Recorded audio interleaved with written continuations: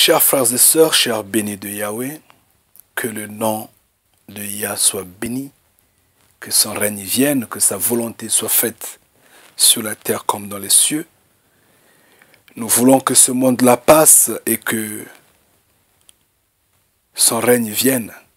J'insiste, parce que nous sommes fatigués après tout. Bien, chers frères et sœurs, nous allons pouvoir discuter un tout petit peu sur une révélation que nous avons. Nous allons prendre nos Bibles, prenez vos Bibles et nous allons examiner les Écritures. Et ce que je veux dire, c'est que si dans vos Bibles, en fait, dans la version biblique que vous avez,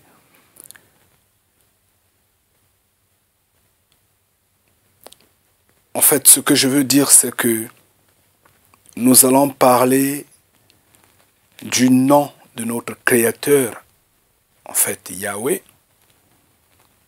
qui nous révèle ici un deuxième nom qui est peut-être plus charismatique, plus puissant, peut-être qui a plus d'influence, je ne sais pas. Mais néanmoins, il y a un deuxième nom qui est là, qui semble m'influencer, m'envoûter à l'instant T. Et donc, la gloire revient à notre Créateur Yahweh. Et donc, vous prenez vos Bibles, s'il vous plaît. Nous allons vérifier selon les versets que nous avons. Et également, si dans vos Bibles, ce nom ne s'y figure pas, ne paniquez pas, gardez les versets jalousement et commencez à comparer avec d'autres versions de Bible. Peut-être que vous allez en trouver dans d'autres versions. C'est vrai que ça ne se retrouve pas dans la plupart des versions bibliques. Et là donc, vous allez rentrer sur Internet. Dans Internet, vous allez comparer d'autres versions bibliques qu'il y a parce que toutes les versions bibliques sont sur Internet au moins, ça c'est une grâce. Et de là, vous pourriez peut-être en trouver. Donc ce que je veux faire, c'est que moi, avec ma Bible ici, je ne connais même pas quelle est cette version-là. La première page, les enfants en avaient arraché. C'est bien que je ne peux pas dire réellement quelle est la version de cette Bible-là. Bon, mais néanmoins, prenez vos Bibles et nous allons discuter comme toujours. Donc, ce que j'ai en fait à dire, c'est que nous avons un deuxième nom de notre Créateur ici. Et ce nom, c'est Yah. Yah, je dirais Y-A-H. Comme quand on dit Alléluia. Yah. Comme quand on dit Elia. Le prophète Élie. Comme quand on dit Jérémia. Zéphonia. Séphonie. Comme quand on dit Aïa. Le prophète Aïa. Donc, c'est ce Y-A-H qu'on a découvert que Yahweh nous a montré et on doit le découvrir. Nous allons dans nos Bibles, nous allons dans Genèse 15 au verset 7. Nous allons en lire. Je lis au nom de Yah.